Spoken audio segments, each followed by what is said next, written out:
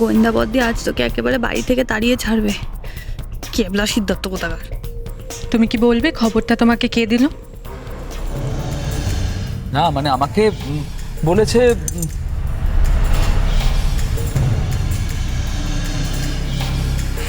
শোনো শশী, এইসব খবর তো আর চাপা থাকে না, সবাই একদিন না একদিন ঠিক জানতে পারবে।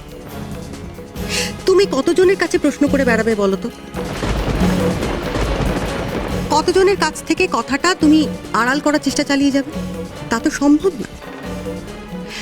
দেখো শশী, আমরা কোনো শত্রুতা থেকে এটা করছি না, আশা করি তুমি এটা বুঝবে। আমাদের ফ্যামিলির দিকটা দেখার অধিকার আমাদের নিশ্চয়ই আছে।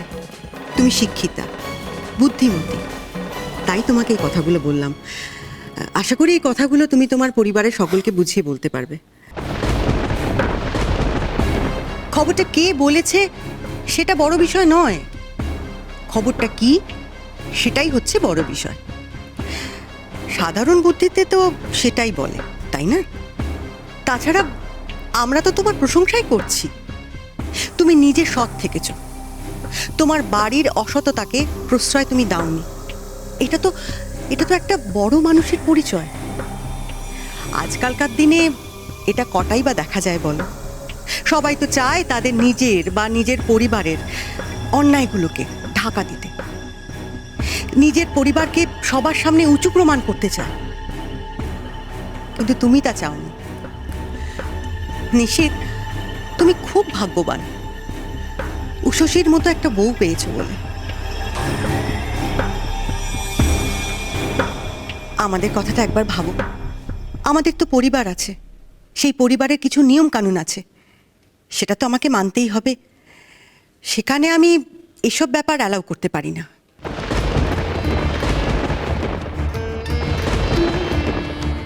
যাক বাবা, বেঁচে গেছি এবার।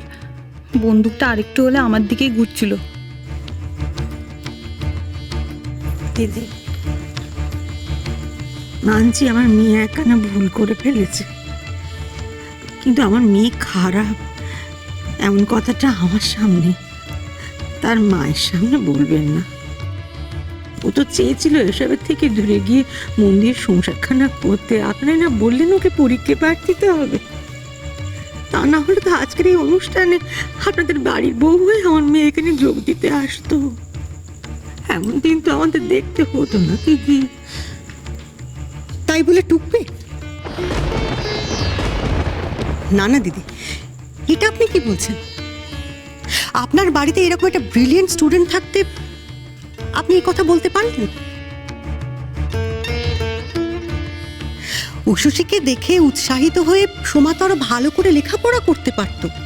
হ্যাঁ মানছি, সবার ভালো রেজাল্ট হয় না, কারণ সবার মেধা তো আর সমান হয় না, তাই না? ওর সামনে একটা ভালো পথ খোলা থাকা সত্ত্বেও ও খারাপ পথটা বেছে নিল। এটা মেনে নেওয়া যায় না দিদি।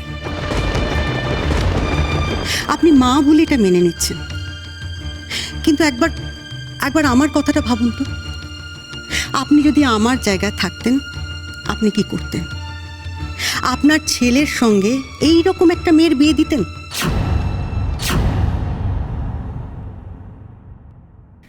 শান্তি হচ্ছে তো বড় বৌদি? এসব শুনে তোমার গর্বে বুক ভরে যাচ্ছে তো? তুমি তো এটাই বরাবর চেয়েছো, কিভাবে সংসারে তোমার কদর বাড়ে আর আমরা অপমানিত হই।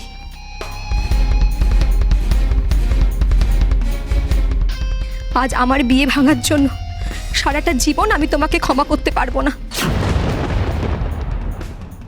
আজ থেকে তুমি হবে আমার সব থেকে বড় শত্রু।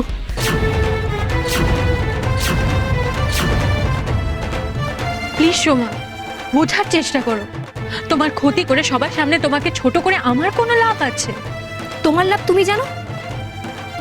তুমি যে বাইরে এক আর ভেতরে আর এক, সেটা আর কেউ না জানুক, আমি কিন্তু অনেক আগে জেনে গেছি।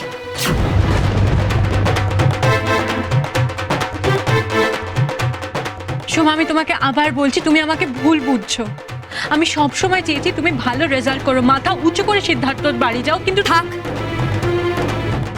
অনেক হয়েছে বড় বৌদি। এতক্ষণ আমি আস্তে কথা বলছিলাম, কারণ আমি চাই না বাইরের লোকেদের সামনে গলা তুলতে। উষসী ঘোষ আসলে কেমন মানুষ সেটা সবাই জেনে যাক, আমি অন্তত চাই না। কারণ মনুষ্যত্ব বলে আমার এখনো কিছু একটা আছে। উফ, সত্যি দিদি, আজ আমার যে আনন্দ হচ্ছে না, আর কোনো পথে বাধা রইল না। কিন্তু সিদ্ধার্থ, আমার ওয়াইফও তো এবার পরীক্ষা দিতে পারেনি, আর ভবিষ্যতেও পড়াশোনাও করবেন। কোথায়? আমাদের পরিবারে তো ওর জায়গা একচুলো কম নয়।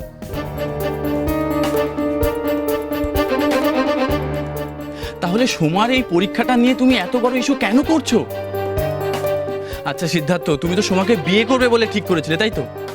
তাহলে এই সামান্য ব্যাপারটাকে কেন এত বড় করে দেখছো? থাক দেবা, তুমি আর এসবের মধ্যে কথা বলো না। তুমি বা তোমার ওয়াইফ বিয়ের আগে যা করেছো সেটা আমাদের পরিবার ভাবতেও পারে না।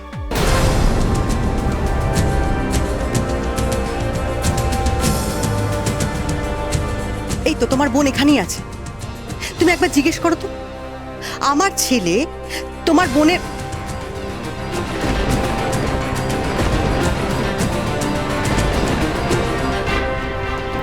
যাক, এসব কথা বলতেও আমার লজ্জা করছে।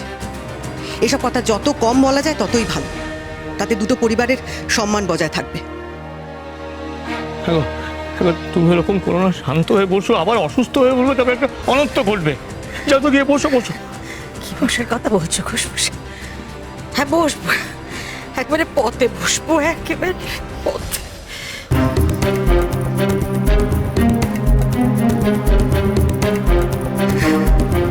বাবা এমন ভাব করছে যেন ভাজা মাছটা উল্টে খেতে জানে না। দীঘার ছবিগুলো ওর মাকে দেখাবো, মা তাহলে বুঝবে ছেলে কত ভালো। আর ছাড় না, আমার সঙ্গেই তো বিয়েটা হবে। ওরা দুজনে সমানে হেসে যাচ্ছে, কিসব ফিসফিস করে যাচ্ছে। কি নিয়ে? এসবের কারণ কি ওরা কিছু জানে? কিন্তু জানবো কিভাবে? এইসব কথা বলবার জন্যই আমরা এখানে এসেছিলাম। আপনারা দয়া করে আর আমাদের সঙ্গে যোগাযোগ করবেন না, বিয়েটা আমরা ভাঙছি। হ্যাঁ, আবারও আপনাদের বলছি, এবার একটু আমাদেরকে আমাদের মতন থাকতে দিন।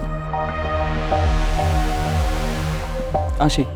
ও আর সোমা, তোমার জন্য আমাদের তরফ থেকে অনেক শুভেচ্ছা রইল। ভালো থেকো। চলো মা। এক মিনিট সিদ্ধার্থ,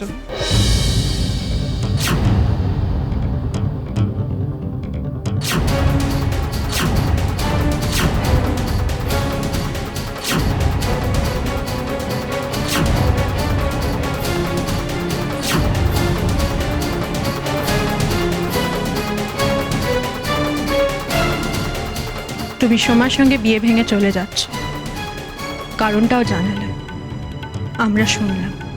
তোমাদের যুক্তিটা এতটাই অকাট্য যে আমাদের সেভাবে বলার মতন কিচ্ছু নেই। কষ্ট হলেও মেনে নিতে হচ্ছে। কিন্তু বিয়ের আগে তুমি যা যা সোমার কাছ থেকে নিয়েছো, আশা করি সেগুলো ফেরত দিয়ে যাবে।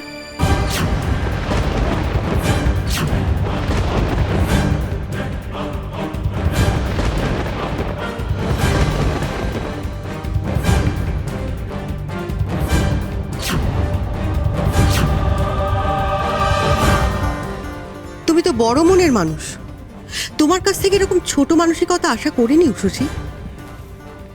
হ্যাঁ, তোমার ননদ আমার ছেলের সঙ্গে মিশেছে, হয়তো ওরা দুজন দুজনকে গিফটসও দিয়েছে, তা তুমি ফেরত নেবে? তোমার ননদ কি এমন গিফটস দিয়েছে? হয়তো ফুল বা চকলেট, এইসব আর বলার কি আছে বলো? কি সিদ্ধার্থ, সত্যি তোমার বলার কিছু নেই?